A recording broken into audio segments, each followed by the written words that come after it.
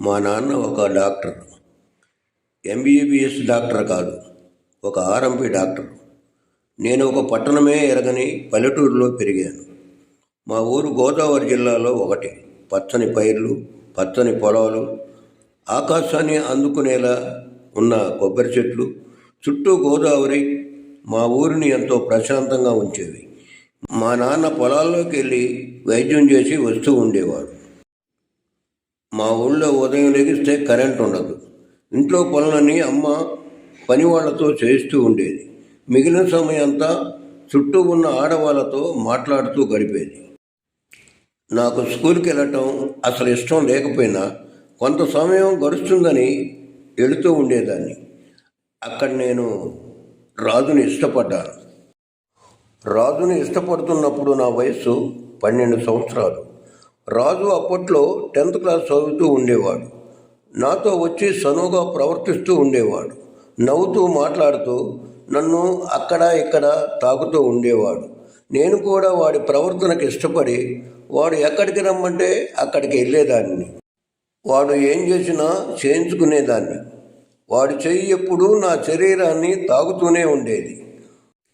రాజు నాతో 10th class పూర్తయ్యేదాకా ఉన్నాడు. స్కూల్లో అంతా నా గురించి తప్పుగా మాట్లాడినా నేనెప్పుడూ పట్టించుకోలేదు. నేను రాజుని ప్రేమిస్తున్నానని అందరికీ చెబుతూ ఉండేదాన్ని.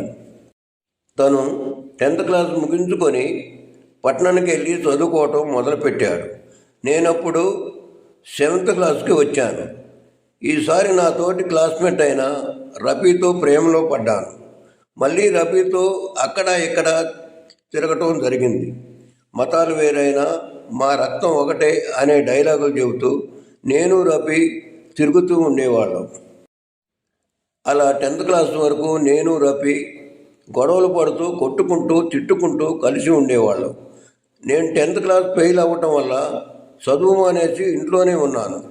అప్పుడప్పుడు సెలవులకు రాజు వచ్చి నన్ను కలుస్తూ ఉండేవాడు.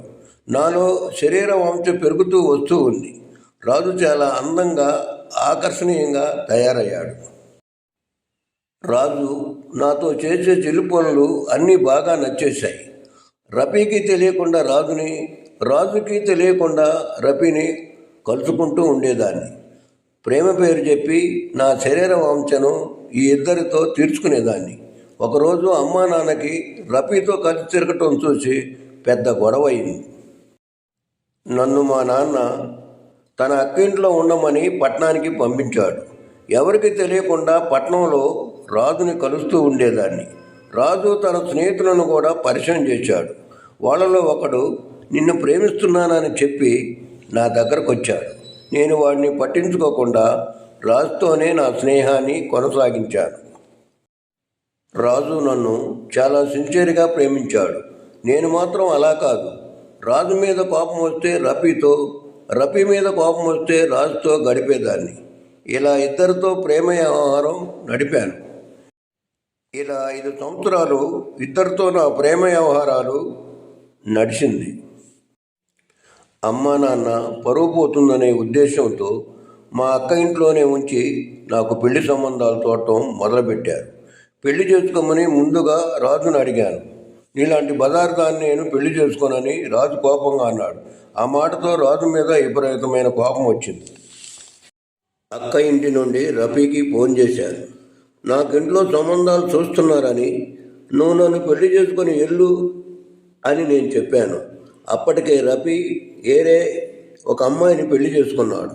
నేను ఏ విధంగా 2 అబ్బాయిలతో ప్రేమ వ్యవహారం నడిపానో అదేవిధంగా రఫీ కూడా నాతోనే కాకుండా ఇంకో అమ్మాయితో కూడా ప్రేమ వ్యవహారం నడిపి ఆ అమ్మాయిని పెళ్లి చేసుకున్నాడు. ఈ విషయమంతా రఫీ చెబుతూ ఉంటే నాకు ఏడుపు తన్నుకొని వచ్చేసింది. అప్పుడు రాజు ఫ్రెండ్ని కలిశాను.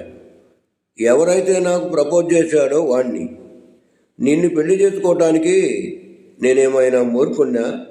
ఏదో రాజుతో శారీరక సంబంధం ఉంది కదా అని నాకు తెలిసింది.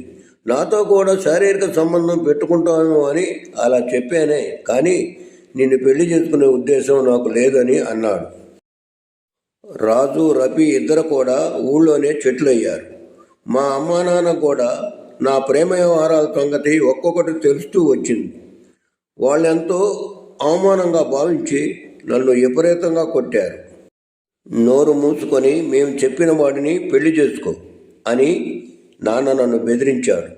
చేసేది ఏమీ లేక నేను మా అమ్మ నాన్న చూసిన పట్నం అబ్బాయిని పెళ్లి చేసుకున్నాను. నా పెళ్లి కూడా మా అమ్మ నాన్న మా అక్క ఇంటి దగ్గర జరిపించారు. మా ఊళ్ళో వాళ్ళు ఎవరిని కూడా నా పెళ్లికి పిలవలేదు. మా నాన్నను ఎవరైనా నీ కూతురికి ఎప్పుడు పెళ్లి చేస్తావని అడిగితే అది పట్టణంలో చదువుకుంటుంది, అప్పుడే పెళ్ళేంటని మా నాన్న చెబుతూ ఉండేవాడు. రాజుకి రఫీకి నాకు పెళ్లి జరుగుతుందనే విషయం నేను చెప్పలేదు. ఎప్పుడైనా నా భర్తను తీసుకొని మా ఊరు వెళ్ళానంటే ఆ రాజు రఫీలు మళ్ళీ నా జీవితంలోకి వచ్చి నా జీవితాన్ని నాశనం చేస్తారేమని భయమేస్తుంది. అందుకే పిల్లల కనడానికి కూడా మా ఊరు వెళ్ళలేదు. అమ్మా నాయన ఎప్పుడైనా వచ్చి నన్ను చూసి వెళ్ళిపోతూ ఉంటారు. నేను చేసిన పనికి మా అమ్మా నాన్న నన్ను ప్రేమగా చూడటం కాదు కదా, మనిషిలా కూడా చూడటం లేదు. నా భర్త ఎప్పుడూ కూడా నన్ను ప్రేమగా చూడటం కానీ నాతో ప్రేమగా మాట్లాడటం కానీ చేయడు. ఎప్పుడూ పని అంటూ తిరుగుతూ ఉంటాడు. శారీరక వాంస గురించి ఏమాత్రం పట్టించుకోడు నా భర్త. నేను చేసిన తప్పులకి నాకు దేవుడు విధించిన శిక్ష అనుకొని బ్రతుకుతూ ఉన్నాను. నాకే గనక అమ్మా నాన్న ప్రేమ దొరికి ఉంటే నేను రాజుని ప్రేమించేదాన్నే, రాజు పట్నం వెళ్ళిపోయి ఉంటే రఫీని ప్రేమించేదాన్నే. నా కోపం నన్నే తినేసింది. నాలో విచక్షణ రహితాన్ని కోల్పోయేలా చేసింది. నా శారీరక వాంఛని అణిచిపెట్టుకొని ఉంటే నా తల్లిదండ్రులు ఈరోజు నాతో సంతోషంగా గడుపుతూ ఉండేవారు. ఇంట్లో కమ్మగా వండి పెడితే బయట ఎందుకు తింటారు అనే విధంగా ఇంట్లో వాళ్ళే ప్రేమను చూపిస్తే నేనెందుకు బయట ప్రేమని ఎత్తుకుంటాను అని నాకు నేను సర్ది చెప్పుకుంటూ ఉంటాను. నా జీవితం ఇలా అయిపోయిందని బాధపడిన క్షణం లేదు. శరీర వాంఛ తీర్చుకోవటానికి దగ్గరకు చేరిన రాజుది తప్పు కాదు. ఇద్దరు అమ్మాయిలతో ప్రేమ వ్యవహారం నడిపిన రఫీది తప్పు కాదు. వాళ్ళిద్దరూ పుట్టిన ఊళ్ళోనే ఎంతో సంతోషంగా బతుకుతున్నారు. నేను మాత్రం నా పుట్టింటికి దూరమై బ్రతుకుతున్నాను. నాలాంటి జీవితం నా పిల్లలకు రాకూడదని నా భర్త పని అని దూరంగా తిరుగుతున్నా నేను నా పిల్లలతో దొరికిన సమయం అంతా గడుపుతూ వాళ్ళని సంతోషంగా ఉండటానికి ప్రయత్నిస్తున్నాను. కనీసం నా పిల్లలైనా నా బాధని అర్థం చేసుకుంటారని ఆశపడుతూ ఉన్నాను. కామవాంఛతో నాలాగే బరి తెగించి తప్పు చేయకండి. అమ్మా నాన్నలు చేసే పెళ్లి చేసుకోండి. ఆనందమయ జీవితాన్ని గడుపుతూ సుఖ సంతోషాలతో ఉంటారు.